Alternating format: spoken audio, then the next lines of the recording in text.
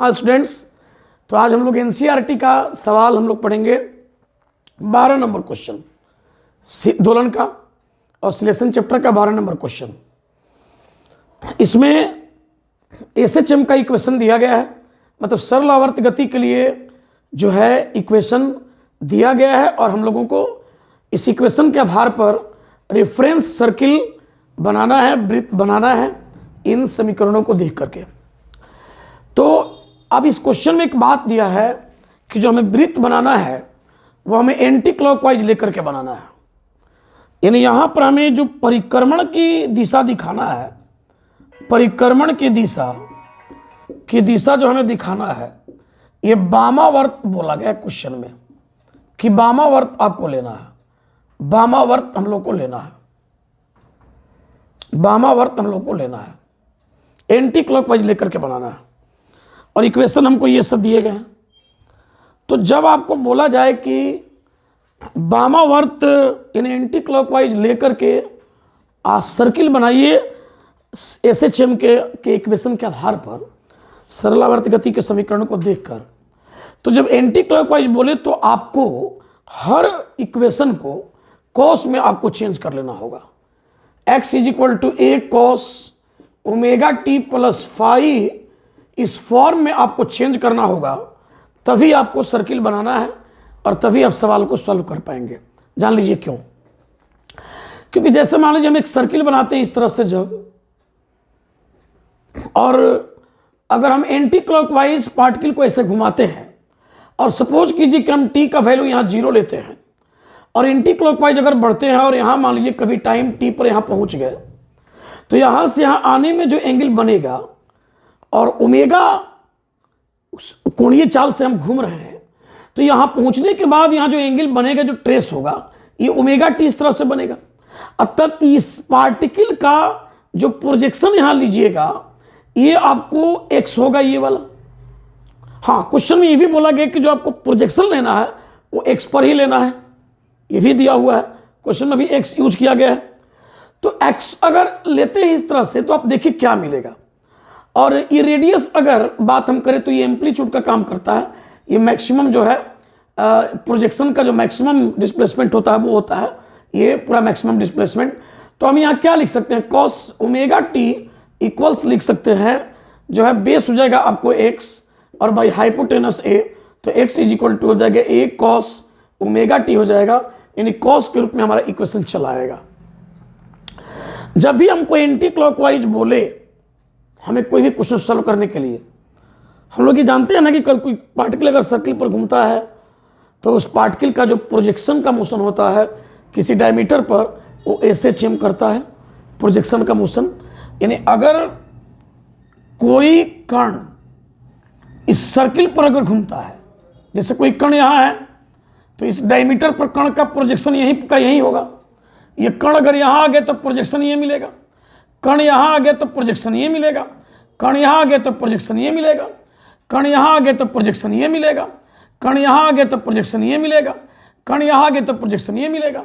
मतलब प्रोजेक्शन पल इधर आया, अब इधर आ गया, अब कण यहाँ आएगा तो प्रोजेक्शन ये मिलेगा, अब कण यहाँ आएगा तो प्रोजेक्शन ये मिलेगा, अब प्रोजेक्शन इधर जाएगा। तो जब पार्टिकल ऐसे मोशन करता है तो उसके प्रोजेक्शन का जो मोशन होता है एसएचएम होता है। अब एसएचएम का इक्वेशन दे करके और इस तरह का सर्किल बनाना है और उसमें बताना है कि t = 0 पर उसका पोजीशन क्या होगा, और ये बताना है कि वृत्त की त्रिज्या इस समीकरणों को देखकर बताना है कि क्या होगा हर समीकरण के लिए, और कोणीय चाल ओमेगा का वैल्यू क्या होगा।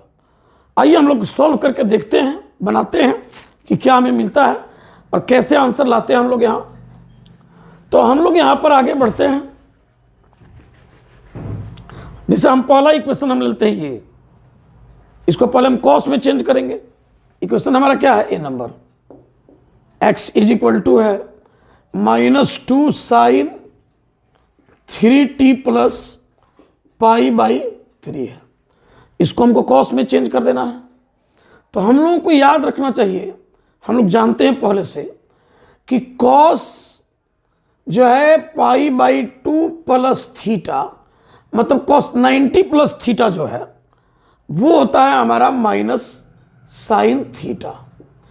क्योंकि ये सेकंड क्वाड्रेंट में है और सेकंड क्वाड्रेंट में कॉस का साइन निगेटिव होता है, कॉस का साइन निगेटिव होता है, कॉस का जो चिन्ह होता है वो ऋणात्मक होता है, निगेटिव होता है, तो माइनस आ गया और कॉस बदल जाएगा साइन में। तो अगर हमें माइनस साइन थीटा को अगर कॉस में चेंज करना हो तो थीटा को हमको लिख देना पड़ेगा π/2। तो बस यही काम हम यहां पर कर देंगे, इसको बदल देते हैं तो ये मिल जाएगा x इज इक्वल टू हो जाएगा आपको 2 cos 3t प्लस π/3, अब प्लस यहां कर देंगे हम लोग π/2 यहां पर कर देंगे। अब हमारा इक्वेशन आ गया x इज इक्वल टू, जब एंटी क्लॉकवाइज क्वेश्चन में देना कि एंटी क्लॉकवाइज घूम करके आपको वृत्त बनाना है तो आपको हर इक्वेशन को कॉस मिला देना है। तो x इज इक्वल टू हो जाएगा 2 cos 3t प्लस एलसीएम लेंगे तो 6 हो जाएगा, ऊपर में हो जाएगा 5, तो 5π/, जो है आपको हो जाएगा 6। 5π/6 का मतलब 150 डिग्री हो जाएगा।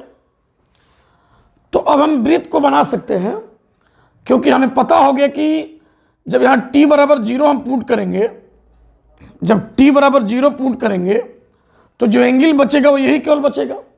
तो हमें मिलेगा आपको x is equal to 2 cos 5π/6 मिलेगा हमें, यानी t बराबर 0 पर जो फेज मिलेगा, जो एंगल हमें मिलेगा, जो फेज मिलेगा, जो कला मिलेगा वो 5π/6 मिलेगा, 150 डिग्री। अब वृत्त बनाते हैं हम लोग, तो हम यहाँ पर सर्किल ऐसे बना देंगे इस तरह से, इस प्रकार से हम वृत्त बना देंगे। ये x हो गया, ये हो गया y, और हमको एंटी क्लॉकवाइज लेना है तो यहाँ से 150 डिग्री पर हम आ जाएंगे।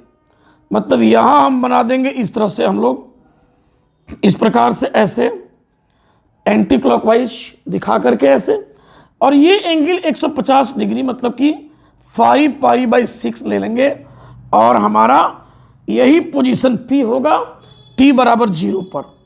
t बराबर 0 वाला हमारा पोजीशन हमको पता चल गया, जो कि यहां पर हमें मिल जाएगा।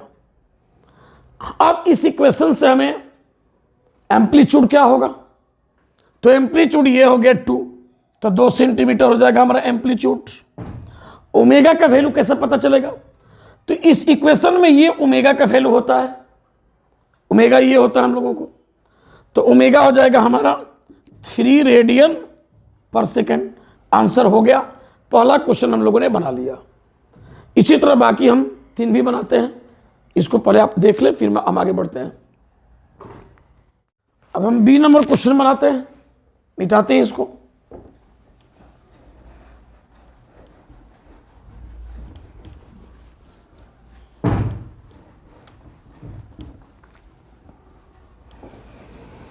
अब इसी तरह से हमको क्वेश्चन बनाना है। बी नंबर इक्वेशन हमारा क्या आ गया है, क्या दिया गया है, तो बी नंबर इक्वेशन हमारा दिया गया है x equals cos π/6 minus t दिया गया है। हम जानते हैं कि cos माइनस थीटा जो होता है ये cos थीटा होता है, चौथे पाद में होता है माइनस थीटा, तो पॉजिटिव ही होता है। तो अगर हम इसको चेंज कर दें माइनस इस फॉर्मूला की सहायता से तो क्या मिलेगा, x इज इक्वल टू मिलेगा cos t माइनस मिलेगा π/6, मतलब इसको हम इतना लिख सकते हैं। अब अगर हम t बराबर 0 पुट कर देते हैं, यदि t का वैल्यू हम 0 ले लेते हैं तो हमें मिलेगा x is equal to cos minus π/6। अब हम लोग को पता चल गया है कि t बराबर 0 पर हमारा फेज क्या है, कला क्या है, -π/6 जो चौथे क्वाड्रेंट में होगा। तो हम लोग सर्किल इस तरह से बना देंगे। सर्किल जो हमारा बनेगा ये y एक्सिस और ये x एक्सिस, ये x और ये y, और इधर से हम लोग ले लेंगे इस तरफ ये, और एंटी क्लॉकवाइज जैसे चल रहे हैं, बट एंगल जो हम ले लेंगे यहाँ पर हमारा -π/6 हमें मिल जाएगा। अब क्यों हम लिए इस तरह से और चेंज किए, क्योंकि हमें ये दिखाई दे रहा है कि हमें जो x का वैल्यू है वो पॉजिटिव है। इसमें देखिए t बराबर 0 पुट कीजिए, x का वैल्यू पॉजिटिव होगा। या cos माइनस पाई बाई 6 जो होगा वो cos थीटा ही होता है, x का वैल्यू पॉजिटिव ही होगा। तो इसी में हमको मिल सकता है पॉजिटिव x का वैल्यू, इसी में रहेंगे तो x का वैल्यू पॉजिटिव मिलेगा, इधर कहीं भी रहेंगे इसमें तो निगेटिव हो जाएगा, या तो इसमें चाहे इसमें रहेंगे तभी हमें x का वैल्यू पॉजिटिव मिलेगा। तो इसलिए हम लोग को ये मिल गया, ये पॉइंट P हो गया, t इज इक्वल टू 0 का पोजीशन।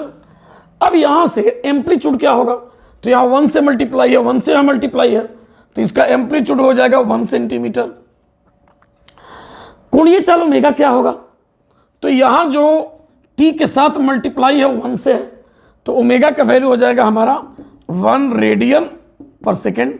इस तरह वृत्त बन गया और आंसर हमारा हो गया। अब हम सी नंबर देखते हैं, आगे बढ़ते हैं हम लोग।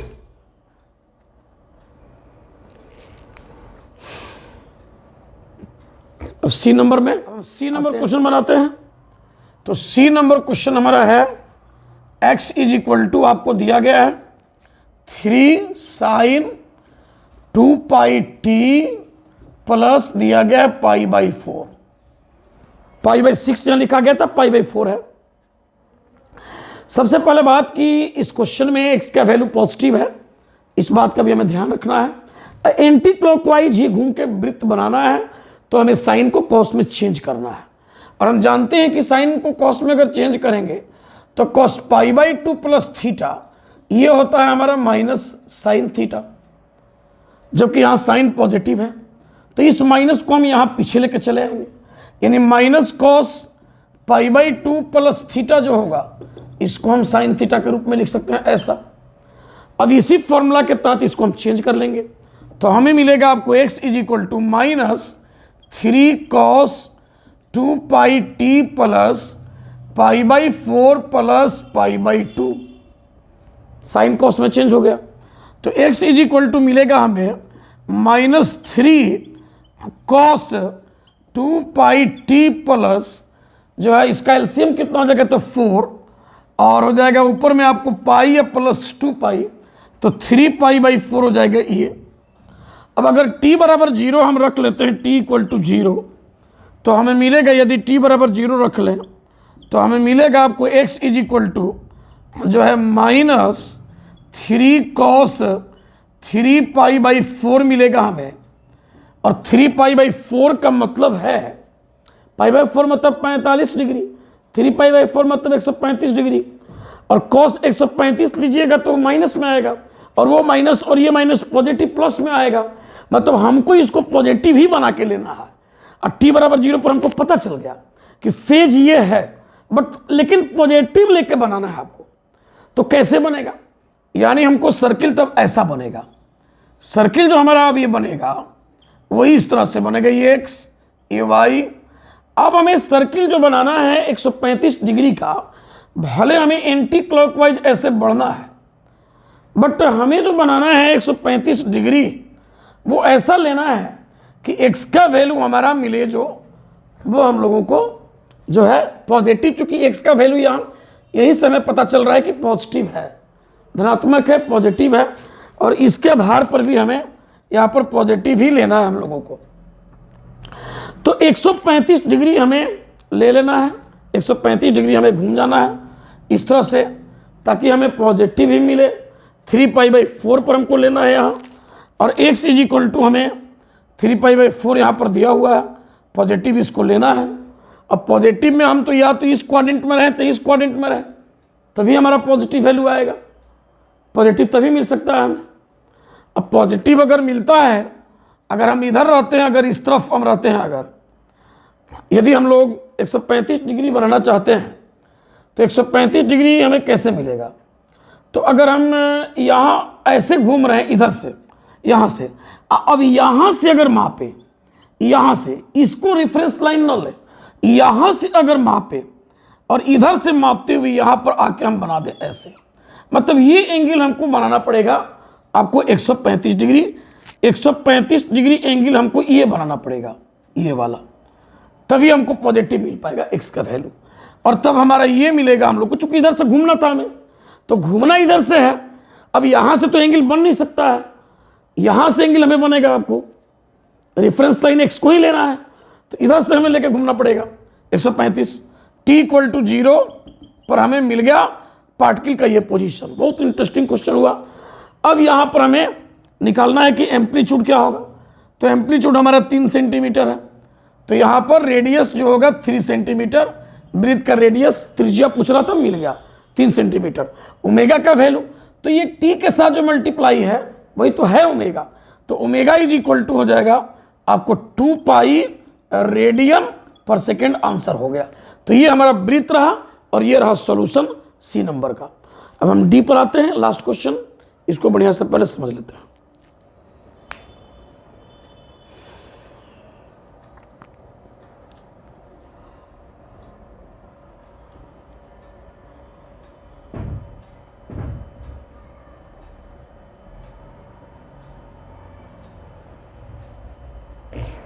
मिटाते हैं और आगे बढ़ते हैं। डी नंबर को हम देखते हैं। तो डी नंबर क्वेश्चन हमें दिया गया है,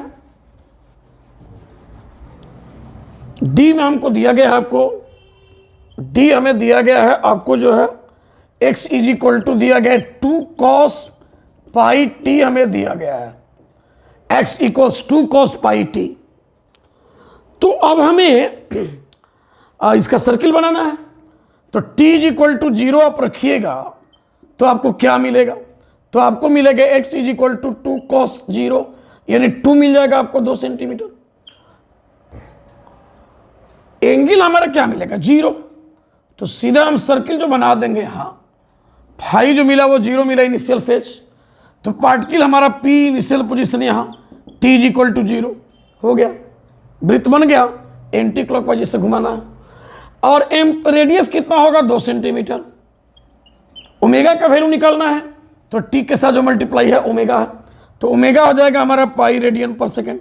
तो इस तरह हमारा क्वेश्चन का सोल्यूशन हो गया, ये वृत्त बन गया हमें। इसी तरह से हमें कोई भी क्वेश्चन बना सकते हैं, एसएचएम का इक्वेशन दिया हो और सर्किल अगर बनाना हो रेफरेंस सर्किल तो हम इसी तरह से बनाएंगे, प्रयास करेंगे। एंटी क्लॉकवाइज अगर दे रहा है तो कॉस में बदल कर बनाएंगे, और क्लॉकवाइज अगर क्वेश्चन में लिख दिया तो उसको साइन में बदल करके हम बनाते हैं। तो ये देख लेते हैं इस तरह से।